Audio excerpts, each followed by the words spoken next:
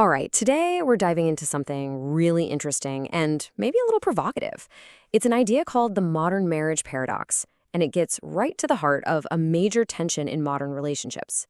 And really, this whole analysis boils down to one simple but powerful question. Is equality a menu you can just pick and choose from? According to the source material we're looking at, the answer for some people is yes. And as you can imagine, that choice has some pretty huge consequences for a partnership. So to really get what this is all about, we got to start at the beginning. We need to look at what the source calls the era of independence. And yeah, it's pretty much exactly what it sounds like. It's all about self-reliance. So this is the picture the source paints of life before marriage. You've got the self-made professional, right? She's handling her own rent, her car payments, her savings, the whole 9 yards. Financial independence isn't just a thing she has, it's a badge of honor. And here's the key part. Accountability is 100% internal. It's all about, I can do this myself. I've got this. Okay, but then something changes.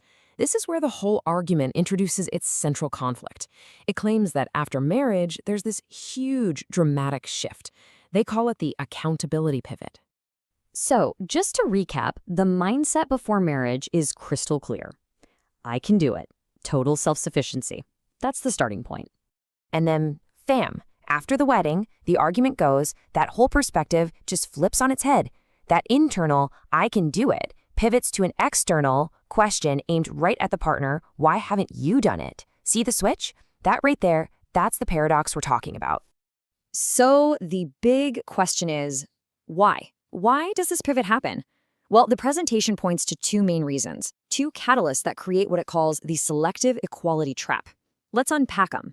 First step is something called the comparison virus, and you know exactly what this is. It's that nonstop pressure you feel from scrolling through social media, right? You see your friends' perfectly curated lives, the amazing vacations, the brand new houses.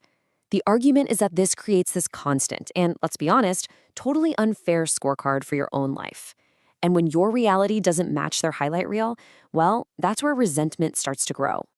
And that feeling leads us right to the main idea here. Selective equality. So what is it?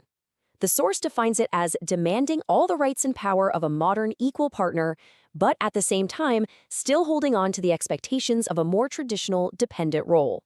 You could say it's like wanting all the good parts of equality without shouldering the costs and responsibilities that come with it. And this chart just lays the conflict out perfectly, doesn't it? Look, on the left, you've got the demands for modern rights. 50-50 say in decisions, shared power, being treated as a total equal. Makes sense. But then, on the right, the source claims these traditional expectations are still there. The husband is supposed to be the main provider. You get that whole my money is mine, but your money is ours mindset, and even a refusal to chip in for the big family bills. According to this line of thinking, these two columns just can't exist together. They're like oil and water. All right, so after laying out the problem in pretty stark terms, the presentation doesn't just leave us there. It shifts gears and starts talking about a solution. It maps out a path to get away from this paradox and move toward what it calls a true partnership.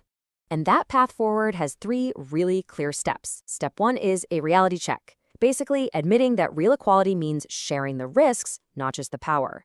Step 2 is to redefine the model. So you ditch that old provider versus dependent script and start thinking of yourselves as one unified economic unit.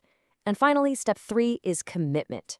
It's about both partners being completely all in on reaching the family's financial goals together. And the whole thing wraps up with this one powerful sentence that really just says it all. You cannot demand the rights of a partner while maintaining the expectations of a dependent. It's a really provocative idea for sure, and it leaves you wondering, what does true equality in a modern partnership really look like?